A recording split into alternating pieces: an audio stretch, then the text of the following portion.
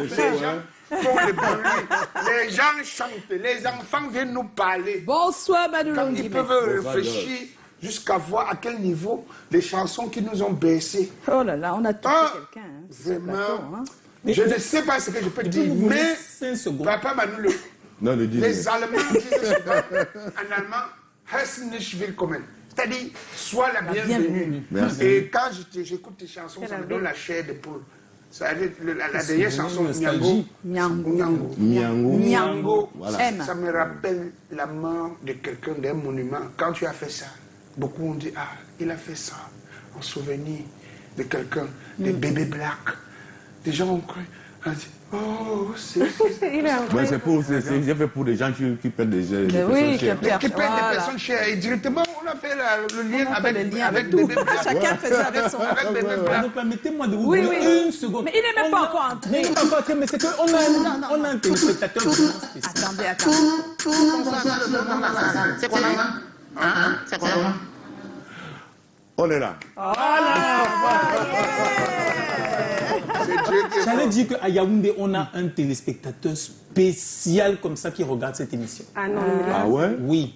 Rodrigue Tonguet. Oui, il regarde l'émission. Il dit que, il aime Guinée Manu, on aurait dû lui dire que tu allais venir.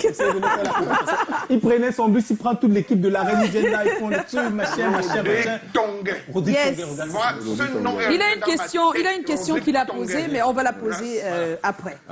D'accord? Est-ce que, Joe, tu peux commencer? Ah là là. Moi, j'ai la première question. La légende patria, j'ai la première question. Quand j'ai la première question en général, je la pose. Il y a beaucoup de chansons qui sont passées là, des titres vraiment mythiques. Je ne le connais pas pour la plupart, mais à voir comment Callaghan, qui est très critique en termes de musique, et Joyce également réagi, je suppose que c'était les hits de chez hits. Yes. Ouais. Et avec tout petit, mais c'était des hits. Hein. Nous, on était tout petits. Mais... Avec une carrière aussi riche, quelle serait l'image la plus forte que tu gardes dans ton esprit? Bon, l'image de quelqu'un qui a beaucoup travaillé aussi. Et puis voilà, vous savez, c'est un métier ingrat. Et ça fait que vous pouvez bosser comme un animal. Ouais. Le retour, le gain devient maigre, quoi. Ouais. Voilà, donc c'est ça. Mais seulement, il faut garder toujours la foi, il faut toujours être compétitif, il faut toujours être debout. Il ne faut pas y regarder parce que le métier est ingrat, tu dois fléchir. Parce que là, si je le faisais, je n'allais pas jouer dans les disques de Beka Tobi, tout ça, quoi. Oui. Ouais, c'est moi qui joue là-dedans. Jeu de guitare exceptionnel, en tout cas. Voilà. Mais quelle image reste quand même une image forte de ta carrière? Bon, mais je pourrais dire que déjà, il faut que je raconte mon histoire un peu. Oui, bien sûr. Même comme on y arrive, hein, à la deuxième question. Déjà, l'ambassade est venu avec Saleh John par rapport à mon doigté de guitare. Parce que Saleh John avait fait une chanson avant. On appelait, je vois, Douala Napi, quelque chose comme ça. Il avait fait avec les Los Cavinos, avec les musiciens à l'époque. C'était par l'ambassade. Bon, comme ça, on s'est rencontrés. Je ne veux pas vous raconter maintenant comment on s'est rencontrés parce que ça sera long. Bon, c'est moi.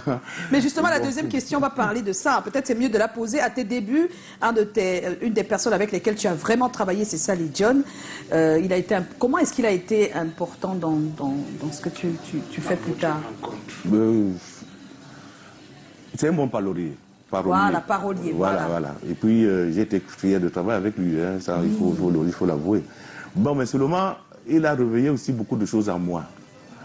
Et j'aurais pu rester comme ça, parce qu'on avait formé nos groupes au quartier, comme tous les jeunes. Oui. Où Koloba, c'était bassiste, notre batteur c'était Folie, le père togolais, mère camerounaise. Bon, voilà. Et Saleh, j'avais trouvé qu'il il était ami de Saleh John.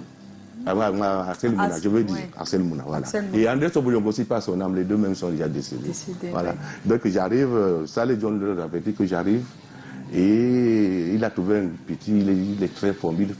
Parce que quand Saleh m'a demandé de le rencontrer, il passait à Gaudi, où j'animais le quartier tout chaque soir, voilà. Après, il passe avec sa femme, après 100 mètres, il revient, Parce qu'il a entendu des sonorités de guitare, il dit, bon, plus tu me connais, il dit, ouais, moi je connais, parce qu'il avait déjà fait une chanson. Une chanson d'avant. Voilà. Et puis il me dit, est-ce que je peux... Et moi j'interprétais toutes les chansons, hein. J'étais le mec qui a joué. Ouais, je bûchais toutes les chansons.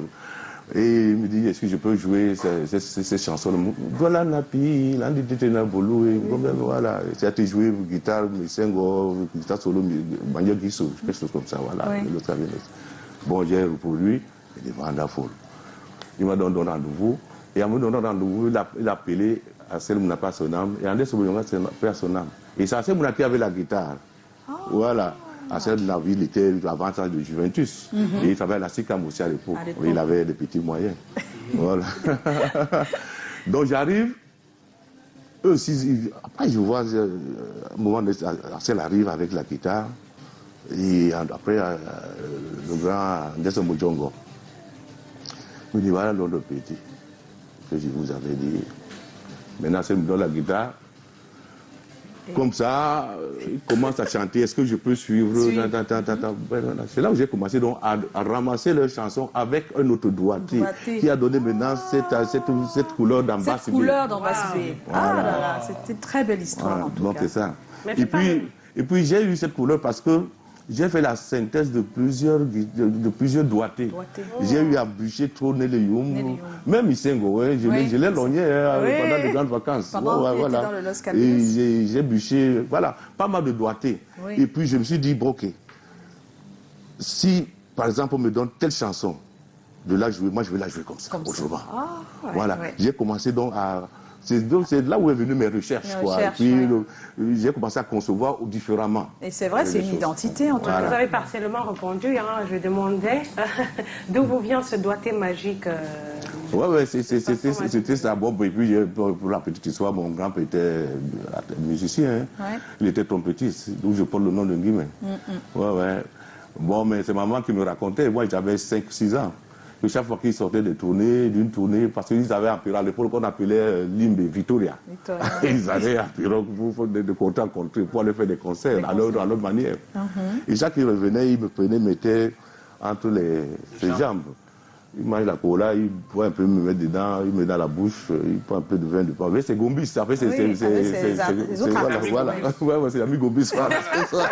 Il aussi un peu de vin. C'est comme si c'était une transmission, parce que même ma mère n'a pas su comment j'ai évolué, quoi. Comment c'est arrivé, il voit seulement son fils, comment il émerge. Mais de toute cette carrière quand même, quelle a été donc l'image forte? L'image forte, ouais. Qu'est-ce qui te reste quand même assez fort? Ouais, c'est... Je peux dire...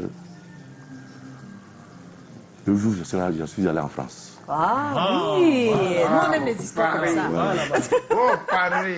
C'était à quelle occasion? Qu'est-ce qui s'est passé avant? Oui, ça veut dire que Payabassi, on a fait ça en Europe. Oui, Payabassi. Payabassi de Saleh John. Ça me fait penser à voilà, donc on a travaillé ici, Moutassou Doumé a été enregistré ici, Timba, mais Payabassi a été fait en Europe. Et c'est Emmanuel qui faisait la prise de son de Moutassou Doumé. Pour la première fois, j'arrive dans un studio... professionnel. Ouais, tu tapes là, tu joues la guitare, tu sonnes une corde de guitare. Tout répond à la lettre. Voilà. Tu dis Jésus sur la bicyclette. Je suis d'où voilà l'une des images qui m'a beaucoup marqué. Images fortes. Voilà, forte. Le fait d'enregistrer dans un studio. Et à fleur de l'âge, j'étais un bien gamin. Par là, 19 ans. Voilà. Et il faut dire que c'était le producteur qui avait fait venir tout le monde pour Monsieur Emmanuel Bouguin. Voilà. Que je cherche. Je cherche même depuis. Si, j'ai son contact. Voilà ce qui s'est donc passé. Oui, c'est Emmanuel Bouguin, petit coordinateur qui a pourru. Oui, Bayo Yabassi, qui les a fait. Il a fait venir tout le groupe Djonko. Il a payé son début d'avion. Oui. C'était bien à l'époque. C'était bien. C'était pas maintenant il y a de voyoutisme par-ci par-là. C'était très bien. Donc on a voyé avec tout le groupe. Le Djonko. Voilà. On a reçu Saleh John ici une fois et on a fait faire une vidéo à M. Emmanuel Bouguin. Il lui a parlé. Moi, mais je le cherche. Il est là, il est à Bangou. D'accord, il me faut que j'aille. Vous avez ses coordonnées. Oui, j'ai ses coordonnées. Voilà. monsieur. Ça me vendredi. Alors, juste dire que moi, j'ai grandi avec monsieur Emmanuel Bougain et mon papa. Ah, ok. Ah oui, donc, oui. Je pense que même Saleh John est déjà venu chez nous à l'époque sans savoir que c'était moi. J'étais tout bébé comme ça. Si. Il a donc fait venir tout le groupe. Oui, à cette période. À cette période. Et c'était pour faire Payabassi. Et lors d'un dîner, un soir, il lui dit, mais les enfants, si quelqu'un de vous a un truc, il va produire. Il dit, moi, je peux faire. C'est là où j'ai fait donc du Boumbé. Et pendant que je faisais du Boumbé, il a fait le combo aussi. Je ne sais pas par quel canal. Il a eu le gros lot. Il lui a payé ses études. Il s'est occupé de lui, mais vraiment sincèrement. Et il fait qu'on est venu me voir, parce qu'il nous avait logé à l'hôtel. Il fait qu'on est venu me voir pour arranger son album Drop Bibi. Voilà. Ouh, Joss. Ouais. Ah, c'est des souvenirs, c'est des souvenirs. C'est des souvenirs, on peut les... Eh oui. Alors, oui, c'est ta question déjà. Ma question. Comment se réalisaient les titres à cette époque? De l'idée à l'enregistrement. Donc de l'idée jusqu'à l'enregistrement, ça se réalisait comment à l'époque? Dans l'autre. La composition, l'écriture, et aller enregistrer. Comment ça se passait avant? Parce qu'aujourd'hui, c'est différent quand même, la manière de fonctionner. Oui, nous, à l'époque, pour faire un enregistrement, c'était avant ma prépartie. En fait, c'est que... C'était le one way. En fait, il veut dire que... Non, one way. C'est que vous travaillez un album, jusqu'à la fin. Titre après titre. Vous maîtrisez tout. Et vous entrez en studio, avec le bateau fait tac, tac, tac, vous toujours jouez à la fois. Oui. Tu rates ta partie, sans partition, rien. Vous jouez à la fois. Vous jouez à la fois. À la fois. Parce qu'on a répété, on a c'est pas aujourd'hui où on peut mettre la guitare.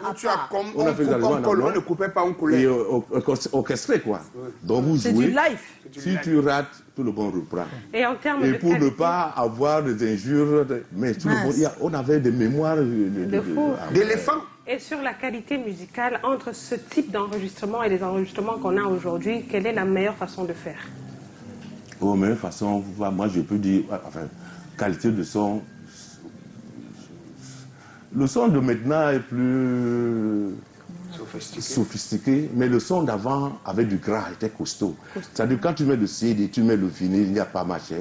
Tu vois, le CD est filtré, mais quand tu mets le vinyle, quand tu entends, dès que ta gueule rentre, il y a la patate. C'est vrai. C'est vrai. À l'oreille, c'est vrai que... Et puis la façon d'enregistrer maintenant, quelqu'un fait une guitare de mesure et puis on copie. On copie et on allonge. On allonge. Alors, Manu, est-ce que vous pensez que ça manque d'âme peut-être, d'âme, même si mécaniquement ça a l'air plus travaillé? Mais ça manque d'âme. C'est l'âme qui manque. Non, mais ça manque d'âme parce que, tu vois, quand tu as un thème qui a au moins 8 mesures ou 10 mesures. Et tu joues une mesure, on enregistre. On copie. On copie. C'est différent de quand on multiplie le geste alors que tu ne l'as pas fait. Tu joues pendant ces 8 mesures. Parce qu'à la 8e mesure, tu peux avoir des sensations, tu es humain. Tu peux faire un autre jeu qui... Ça ne sera pas formaté au robot. Non, tu vas... Par exemple, quand tu entends Miango, il y a d'autres... Il y a une corde que je lâche qui fait une à un moment, Si c'était fait avec l'ordinateur, on n'aurait pas eu ça. Jamais. C'est vrai. Jamais. Donc, c'est des sensations. C'est ça, comme tu as déjà dit, c'est ça manque d'âme quand tu fais avec les machines. Je me demandais, à cette époque, vous enregistrez justement rigoureusement en mettant l'humain au centre de tout. Aujourd'hui, qu'il y a plus de machines, est-ce qu'on peut encore, selon toi, retrouver d'aussi bons guitaristes aujourd'hui qu'il y en avait à l'époque? Si. Sauf que le travail... On peut trouver, il y a Jules Kanga qui est là, non? Il y a Sotobion qui est là. Ils sont encore là. Je ne dis pas forcément... Non, il veut dire la nouvelle génération. Bon, la jeune génération, bon... Certains sont dans les cabarets. La jeune génération que je connais Belmont de Beauville. Belmont de Beauville, il est en France. Je connais Bobby Guimet. Voilà. Bon, mais eux-mêmes, ils enregistrent maintenant dans la nouvelle... Ils sont dans la nouvelle donne. Voilà, c'est pas... C'est pas pareil qu'avant. Nous, c'était... Ouh là là. Alors, justement, ça nous permet de parler de ces deux titres les plus populaires, les plus populaires pour à peu près toutes les générations. Les deux titres les plus populaires, il y a Fondament et il y a Miango. Ouais. Ça a été vraiment pour toutes les générations. Tout le monde se retrouve. Mais c'est ça, alors, dans la carrière de quelqu'un, il y a toujours des titres. Quelles sont les histoires derrière ces deux tubes? Fondament, par exemple. Oui, mais souvent, tu vois, nous, quand on écrit des chansons, c'est pas comme aujourd'hui. Ouais. Voilà. Nous, c'est des conseils, on parle de l'injustice. Tu vois, bon, fondament, ça veut dire d'abord la fondation. La fondation. C'est un mot en allemand que le doit emprunter. Fondament, ça veut dire fondation. Ça veut dire qu'il ne faut pas avoir de mur sans fondation. Ah, d'accord. Voilà. C'est ce que dit la musique. Voilà. Bon, il y a plein d'exemples comme ça. La marmite, tu cuis avec la marmite, tu fais la nourriture dans la marmite. Après, sur la table, on voit on sert sur dans les assiettes. Dans les assiettes. Oui. Mais la marmite dit à l'assiette que, bon, attends, le jour où je vais arrêter d'accepter qu'on prépare sur moi, tu ne seras pas souffrir. Tout ça, attends, ce sont des paroles qui sont des paroles dans le titre. Oui, bien sûr. Ah, d'accord. Bien sûr, donc c'est des trucs comme ça. Ça veut dire que des comparaisons, de l'injustice et tout ça, voilà. Et la fondation dit au mieux, là, on te met la peinture sur toi, le jour où je vais me décider, tu vas. Que tout c'est la fondation. Oui, excusez-moi. Tout c'est la fondation. Ouais, oh là là là.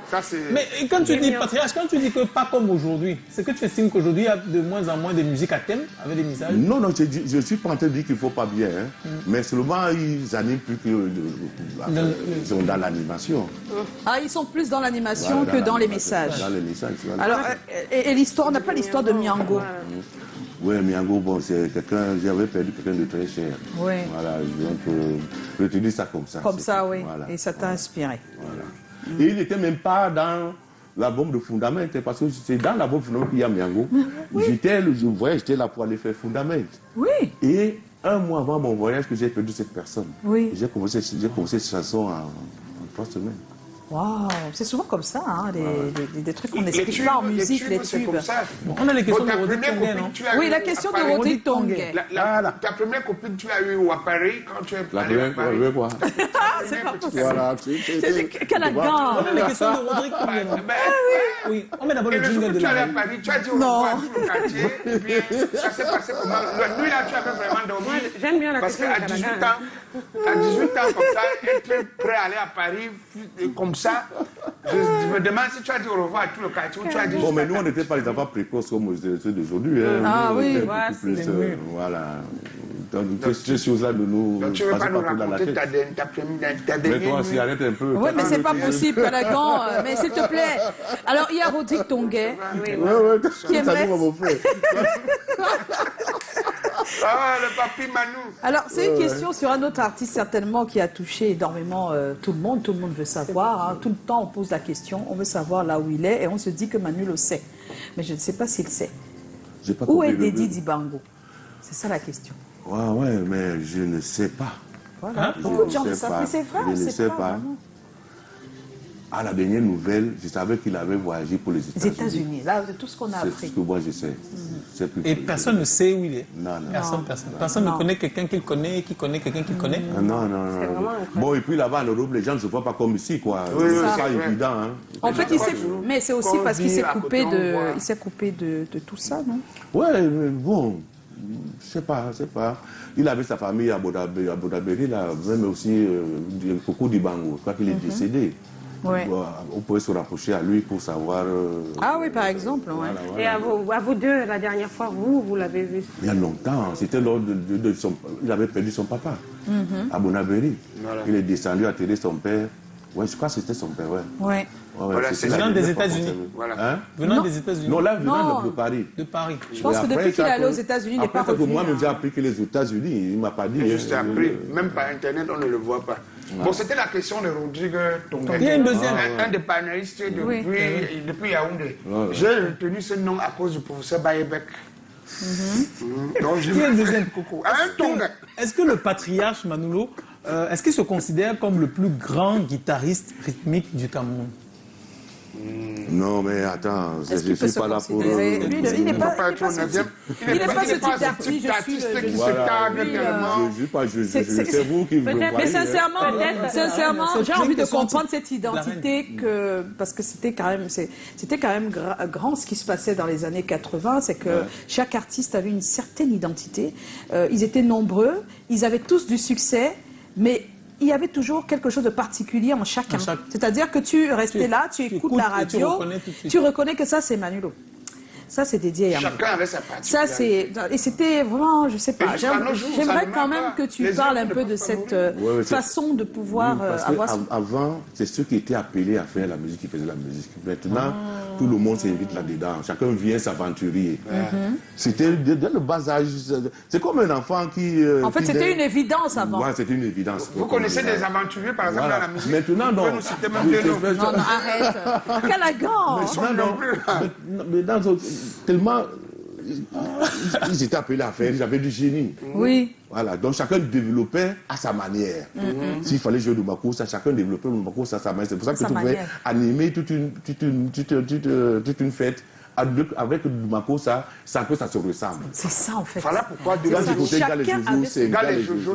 Quand tu écoutes Misengo, c'est Misengo. Quand tu écoutes Emika, c'est Emika. Et quand c'est toujours le makossa. Tu vois un peu, quand tu écoutes, c'est pas moi... DJ. Mais vous étiez nombreux, hein. Ouais, tu écoutes Manoulo, c'est Manoulo. Tu écoutes... Pierre de Moussi, c'est Pierre de Moussi. Tu écoutes Pierre de Tchakouti, c'est Pierre de Tchakouti. Elvis Kemayo, c'est Elvis Kemayo. Tu écoutes Tchana Pierre.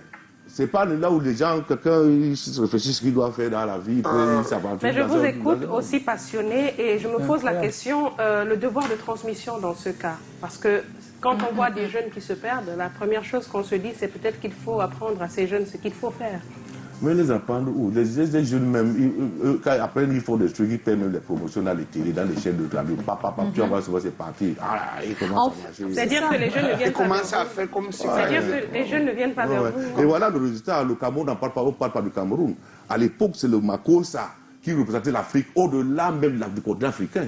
Roga l'a dit. Ah oui, c'est le makossa. Roga a dit ça. Quand je dis makossa, c'est à cette époque où il y a des types, des Tchakouti, oui, voilà. Avec nos Quand télévisions. Elvis Kemayo faisait son makossa, il le faisait un peu funky, machin, mais sans que tout soit détruit l'âme du makossa. Voilà. Voilà. Oui, on t'a piqué, c'est bon. Mais tu vois de la recherche. Oui, il y avait de la recherche. Il y avait plus de recherche. Parce que les gars étaient appelés à faire. Et puis c'était une époque où vraiment quand tu... Aujourd'hui, si ces artistes d'aujourd'hui étaient à l'époque, on allait les lancer les tomates. Je ne dis pas qu'ils font mal, mais parce que le public de l'époque était très rigoureux. Ouais. Il y avait quoi être rigoureux. Mais quand tu veux faire même pour le sortir, tu te réfléchis 2 fois. Ah oui. Qu'est-ce qu'ils vont même dire? Ah ouais, maintenant les gens ils s'en foutent. Il est même, le disque n'est même pas beau, mais lui, il se vante qu'il est artiste. Le disque n'est pas beau. Moi, je regarde, je vais attends, lui-même, il est conscient de... Non, ils ne sont pas conscients de ça. Mais à l'époque aussi, il y avait aussi quelques personnes, des fois, qui faisaient des choses qui n'étaient pas très bonnes. Ils n'étaient pas nombreux. Oui, mais... Ça arrive. On avait les ratés. Et puis, il y avait une sélection naturelle. Seulement, tu fais du raté. Même le peuple disait non. Donnez-nous un peu de noms. Non, on ne veut pas de noms. Le nom des ratés. Non. Calagan. Patria, tu ne donnes pas. On voit les artistes qui viennent chanter des trucs comme... Il y a la lampe chez nous. Il y a la lampe chez nous. Et un autre, on appelle Alex. Tu l'as écouté? Le string noir. Calagan, laisse tomber, s'il te plaît. Alors, on est en compagnie de Manu Lo. On est trop contents et on a un thème, donc il faut qu'on s'arrête un tout petit peu. Manu Nguimé reste avec nous jusqu'à la fin de l'émission. Le thème de ce soir, et là ça permet que chacun réfléchisse. Déjà vous regardez les messages en ordre s'il vous plaît pour les lire. Que faire quand vous découvrez que vos enfants adolescents entretiennent des rapports incestueux? Les enfants qui sont accouchés. Oui. Je tiens à préciser que ça fait partie de l'actualité parce qu'on a un fait divers qui s'est déroulé ici dans la ville de Douala il y a quelques temps où des parents ont constaté le faites. Donc c'est pour ça que ça nous a inspiré ce sujet. C'est un sujet tabou parce qu'on n'aime pas trop en parler, mais je pense qu'en en parlant ici, peut-être qu'on va apporter un peu des astuces pour les parents qui ne savent pas toujours comment gérer ce type de situation. Donc que faire quand on découvre tout ça? On va commencer par lire les messages. Qui commence? C'est Joe qui commence. Je commence alors avec le 1. Oui, alors